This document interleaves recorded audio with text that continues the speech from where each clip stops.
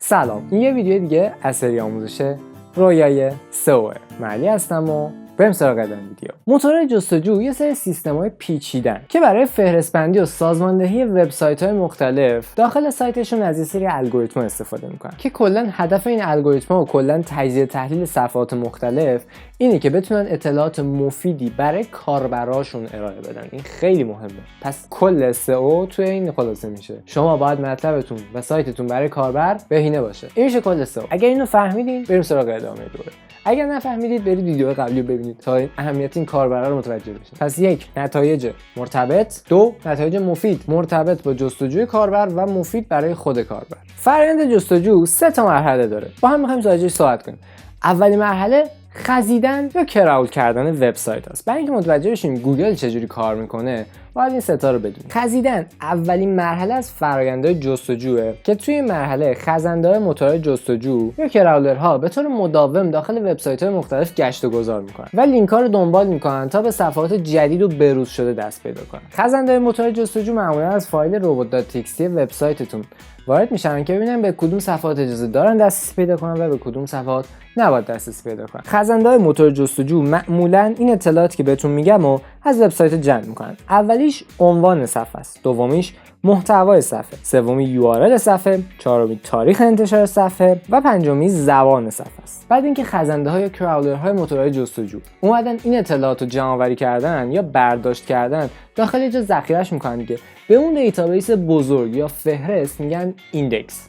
و این فرآیند فهرست نویسی چجوری بهش میگن ایندکسینگ. یعنی در اصل ایندکسینگ یعنی ذخیره کردن اون اطلاعات داخل یک نمایه و این نمایه دقیقاً یه دیتابیس یا پایگاه داده عظیمه که میلیاردها صفحه داخلش ایندکس شده یا وارد شده و به اطلاعات همشون دسترسی داره. حالا شما وقتی وبسایت آپدیت میکنید، وبسایتتون آپدیت میکنید، گوگل باید بیاد توی این میلیاردها صفحه این وبسایت جدیدتون رو وارد بکنه، دیتاهای جدید رو واردش بکنه که بخواد به کاربر نشون بده. یعنی وقتی کاربر چه سرچ میکنه میاد از این دیتابیس عظیمی که داره وبسایت شما رو پیدا میکنه و میاره توی نتایج میچینه. بعدش وبسایت بعدی رو میاد میچینه، بعدی رو میاد میچینه، دوباره بعدی رو میاد میچینه و اون صفحه 10 تا نتایج جستجوتون اینجوری نمایان میشه. یعنی وقتی شما تو گوگل سرچ میکنید در اصل تو دیتابیس گوگل محتواتون رو سرچ میکنید. گوگل رفته اونها رو ایندکس کرده و آورده توی دیتابیس خودش. شما سرچ میکنید و گوگل از توی دیتابیس خودش برمی‌داره نتیجه رو بهتون نشون میده. خیلی وقتا هم دیدین وقتی میخواین محتوا رو وارد بشین یه گزینه داره به نام کشت ورژن، صفحه کش شده. شما صفحه کش شده رو که داخل دیتابیس گوگل ذخیره شده بود رو میتونید اونجا راحت ببینیدش. مرحله بعدیمون فهرست بندی یا ایندکسینگه که یه ذره بهتون گفتم، اما دقیق‌تر بخوایم بررسی بکنیم فهرست نویسی یا همون ایندکسینگ مرحله دوم از فرآیند جستجوه که توی این مرحله اطلاعات جمع‌آوری شده از صفحات وب توی یک پایگاه داده عظیم به نام نمایه ذخیره میشه. خزنده‌های موتور جستجو همونطور که چند دقیقه پیش بهتون گفتم عنوان، محتوا، URL، تاریخ انتشار و زبان صفحه رو داخل اون دیتابیس ذخیره میکنن. موارد دیگه مثل کلمه کلیدی اون صفحه، بک لینک هایی که اون صفحه از وبسایت های مختلف برای خودش گرفته، همون لینک هایی که صفحات دیگه سایت های مختلف بهش ارجاع دادن، اینها رو ممکنه برای خودش ذخیره بکنه. همینطور سن صفحه، اولین بار که مثلا پابلیش شده یا مثلا زمان بارگذاری صفحه چند دقیقه یا چند ثانیه طول کشیده لود بشه، چون براش بالاخره زمانی که کاربر صرف میکنه براش مهمه. چون کاربر دوست داره که زود به نتیجه برسه. اول ویدیو بهتون گفتم اون مثلث عشقی. به خاطر همین زمان باز شدن اون صفحه هم داخل اون دیتابیسش ممکنه بر خودش ذخیره بکنه. مورد بعدی رتبه‌بندی یا رنکینگ داخل موتورهای جستجو. رتبه‌بندی آخرین مرحله از فرآیند جستجوه که توی این مرحله موتورهای جستجو اون نتایجی که داخل دیتابیسشون بود رو بر اساس جستجوی کاربر طبق عوامل مختلفی مثل ارتباطش با اون جستجوی کاربر، اعتبار اون صفحه و همینطور تجربه کاربر رتبه‌بندی میکنن. ارتباط یعنی چی؟ ارتباط یکی از مهمترین عوامل رتبه‌بندیه. یعنی شما مثلا یه صفحه ساختین به نام راهنمای خرید لپتاپ، حالا انواع لپتاپ ایسوس که نمیخواد بیاد این صفحه نشون بده، میاد وبسایتایی که راجع به این عبارت محتوا ساختن رو نشون میده بهشون دیگه. پس بعد وبسایت شما یا اون صفحه شما مرتبط با جستجوی کاربر باشه. پس گوگل سعی میکنه مرتبط ترین نتایج رو نسبت به جستجوی کاربر بهش نشون بده. حالا عواملی که میتونن برای این ارتباط تاثیرگذار باشن، یک 3 تا چیز خیلی مهم وجود داره. یک، کلمه کلیدی داخل اون صفحه، عنوان صفحه و محتوای صفحه. خیلی منطقیه. این سه تا که تعیین میکنن یه صفحه به جستجو کاربر مرتبط هست یا نیست. بخش اعتبار: موتورهای جستجو سعی میکنن نتایجی به کاربر نشون بدن که ازشون مطمئن باشن و معتبر باشن، منابع معتبری استفاده کرده باشن. حالا این اعتبار چجوری به دست میاد؟ یک، بک لینک هایی که به صفحتون خورده. دیدین مثلا میگن آقا ما لینک سازی خارجی کردیم، لینک سازی داخلی کردیم، بک لینک خریدیم، ریپورتاژ آگهی دادیم، نمیدونم فلان. بک لینک هایی که به صفحتون داده شده، مثلا اگر وبسایت ویکی‌پدیا به شما لینک داده باشه خب خیلی اعتبارش بالاست. مثلا وبسایت فرض کنید یاهو به شما لینک داده باشه خیلی بالاست. فرض کنید سایت زومیت به شما لینک داده باشه، سایت دیجیکالا به شما لینک داده باشه، هر چقدر این لینک‌ها فالو باشن و مرتبط به شما با انکر تکست مناسبی لینک داده باشن، باعث بالا رفتن اعتبار سایت شما میشن. پس اولین فاکتورش بک لینک‌های موجود به سایت شما یا حداقل به اون صفحه. دومین موردش سن اون صفحه است. هر سایت هر چقدر سن بالاتری داشته باشه قاعدتا توی این مدت اعتبار بالاتری هم گرفته. این تنها دلیل نیست. ممکنه که یه صفحه 50 سال سن داشته باشه اما 2 ساله که یا مثلا 1 ساله که داره رو سئوش کار میکنه به این صورت، پس اعتبار اون سن نمیشه 1 سال نه 50 سال. منظور من از سن اینه که آقا شما اگر بخواید همین الان بیاد دیجیکالا بشین یا به اندازه که دیجیکالا رتبه گرفته رتبه بگیرید، همون مقدار هم شما باید تلاش بکنید. نمیتونید کمتر تلاش بکنید و انتظار یک نتیجه خفن داشته باشی به اندازه دیجیکالا. پس سن هم موثره. مورد بعدی محتوای صفحه است. چقدر غنی باشه، چقدر اعتبار بده به سایت شما. اینقدر محتواتون غنی باشه که کاربر به نتیجهش برسونه یا اینکه نه کاربر بیاد داخل گیج بشه اصلا کلا بره بیرون. مورد بعدی که میتونه رتبه بندی تاثیر بذاره تجربه کاربره یا user experience. UI UX که از فاکتوریه که شما رو دقیقاً به اون مثلثه خیلی نزدیک میکنه. شما وقتی برای کاربر بخواید فعالیت بکنید، گوگل هم کم کم به شما رتبه میده. پس وقتی کاربر راضی نگه دارین، کاربر بیاد داخل سایت شما و ذوق کنه، به به چه قیافه‌ای، من قطعا به جواب خودم میرسم، چقدر جذابه، چقدر خسته کننده نیست، چقدر میتونه برای من این سایت مفید واقع بشه، دوست دارم توش بمونم بیشتر. همین میشه تجربه کاربری. چند تا عامل تو تجربه کاربری موثره. مثلا سرعت لود شدن وبسایتتون، ساختار صفحتون، ظاهرش چجوری باشه، ترتیب چیدمان متن چجوری باشه و همینطور خوانایی محتوا. کاربر میخونتش، بعد خط دوم سوم به نتیجهش برسه و برای اطلاعات کامل شدن نشه باشه که باقی مطالب بخونه، نه اینکه کاربر 50 خط بخونه بعد خط آخر جوابش داده باشی. اصلا کاربر به خط آخر نمیرسه اگر اینجوری متن رو برای خودتون نوشته باشین. سعی کنید متن رو برای کاربر بنویسین، محتواتون برای کاربر باشه که تجربه کاربری بره بالا. یه سری فاکتورهای دیگه هم وجود داره توی این رتبه بندی های گوگل یا رنکینگ ها، مثل میزان بازدید از صفحتون، تعداد اشتراک گذاری های صفحتون، تعداد نظراتی که داخل اون صفحه وجود داره اگر البته صفحتون صفحه‌ای که کاربر میتونن نظر بدن، و همینطور خیلی وقتا اینی که دارم بهتون میگم خیلی میتونه موثر باشه، اینکه سایتتون رو بوکمارک بکنن. این گوگل وصله به کروم، درست کروم برای گوگله و سایت شما وقتی بوکمارک بکنن به گوگل کروم داره سیگنال مثبت میره، پس به کروم هم یک سیگنال مثبت میره که این وبسایت مفید بوده، بوکمارک شده و شما کم کم این باعث میشه بعد از این مدت رتبه بندیتون بهتر بشه نسبت به رقبا.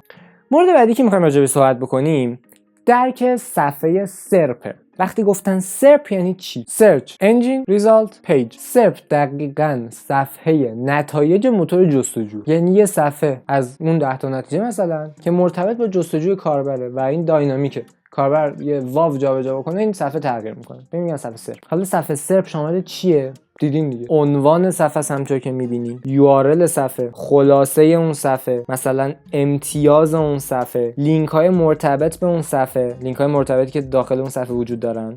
حالا یه سری عوامل وجود داره که روی ظاهر این صفحه سرپمون اثر میذاره. چرا این مهمه؟ یه زمان هست شما مثلا میخواین یه محصول رو سئو بکنید، خب براتون مهمه که توی صفحه سرپتون اصلا چه ساختاری، دنبال چه هدفی باشین. مثلا وقتی یکی سرچ میکنه عکس رونالدو، تصویر رونالدو، قاعدتا شما روی صفحه متنی نمیتونید رتبه تصویری بگیرید، خیلی سخته رتبه گرفتن، مثلا به دردتون نمیخوره، طرف دنبال تصویرشه. پس توی اون نتایج جستجو ایمیجز بالا میاد. یا مثلا وقتی می‌بینید طرز تهیه قرمه سبزی، شما مثلا وبسایت بهترین مرکز پخت قرمه سبزی مثلا ایران رو نمیتونید بیارید بالا، باید سایت آشپزی و سایت طرز تهیه باشه، هاو تو باشه مثلا سایتتون. مثلا وقتی وبسایتتون دارویی مثلا راجع پزشکیه، خیلی وقتا تحقیقات پزشکی از وبسایت‌های معتبر اصلا اون بالا به عنوان اسنیپت میاد، یا مثلا showing result for مثلا تحقیقات مقالات تحقیقاتی مقاله میاد بعضی وقتا اون بالا. شما باید این ساختار رو بشناسید با چه ساختاری روبرو هستید. عواملی که بر ظاهر سرپ میتونن تاثیر بذارن یکیش عبارت جستجوه. عبارت جستجو مهمترین عاملی که میتونه به ظاهر سرپ اثر بذاره. مورد بعدی موقعیت جغرافیایی کاربره. مثلا فرض کن یکی سرچ کرد بهترین پیتزا فروشی تهران، اگه مثلا منطقه پونک باشه بهترین پیتزا فروشی اون منطقه رو بهش نشون میده. نمیاد مثلا بهترین پیتزا فروشی شهر رو نشون بده. نمیاد مثلا پیتزا فروشی فرض کن شمال شرق تهران نشون بده. خب پس نتایج محلی هم میتونه تاثیرگذار باشه. لوکیشن کاربر، آی پی کاربر. مورد بعدی سابقه جستجوی کاربره. کسی که راجع به مثلا آموزش سئو سرچ کرده باشه، حالا اگه کلمه ایندکس ناو رو سرچ بکنه، نمیاد مثلا ایندکس ناو راجع موارد مثلا خیلی غیر مرتبط بهش نشون بده. ممکن ایندکس ناو 1000 تا معنی دیگه هم داشته باشه. میاد در مورد سئو کلمه ایندکس ناو نتایج رو بهش نشون میده. حالا با هم دیگه بریم ببینیم توی صفحه سرپمون مثلا چه نتایجی میتونیم داشته باشیم.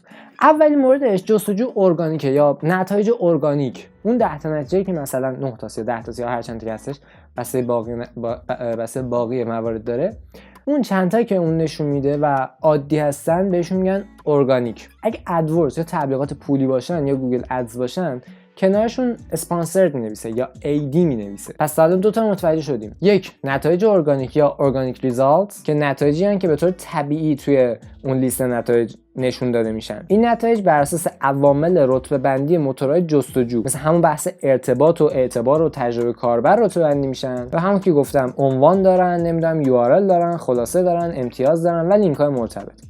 مورد دوم که بهتون گفتم تبلیغات یا ادز. همونطور که میبینین تبلیغات نتایجی هستند که توسط موتورهای جستجو برای تبلیغ محصول یا خدمات خاصی نشون داده میشن. معمولا تو این بالای نتایج ارگانیک نشون داده میشن و با برچسب AD مشخص میشن. تبلیغات گوگل بر اساس قیمت، کیفیت و مرتبط بودن جستجو کاربر و اون عبارت تبلیغ دهنده مرتب میشه. مورد بعدی که داخل صفحات گوگل و صفحه سرپ حتما دیدین بحث ایمیجز و همینطور ویدیوها. بسته اینکه چه جنس مطلبی رو سرچ کردین، ممکنه ایمیجز بالا قرار بگیره یا پایین‌تر قرار بگیره، یا ویدیوها بالاتر قرار بگیره یا پایین‌تر قرار بگیره. یه مورد دیگه فیچرد اسنیپت ها هستن. میشه گفت تکه های برجسته، اگه بخوایم خیلی فارسیش کنیم، خلاصه های از محتوای صفحات وبن که تو نتایج جستجو نمایش داده میشن. معمولاً برای جستجوی مرتبط با سوالات یا موضوع خاص خیلی مفیدن و بر اساس عواملی مثل ارتباط، اعتبار و تجربه کاربر انتخاب میشن. مورد بعدی که بهتون گفتم نتایج محلی یا لوکال. نتایج محلی نتایجی هستند که مربوط به مکان‌های فیزیکی هستند،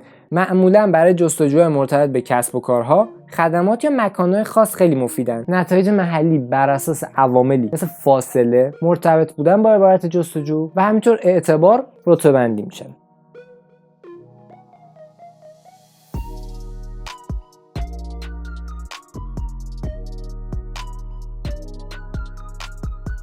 مرسی از اینکه برای فکر کنم ویدیو بستید. مرسی از اینکه تا اینجا ویدیو همراه من بودید. ویدیوهای بعدی رو حتما ببینید، ویدیوهای قبلی رو حتما ببینید.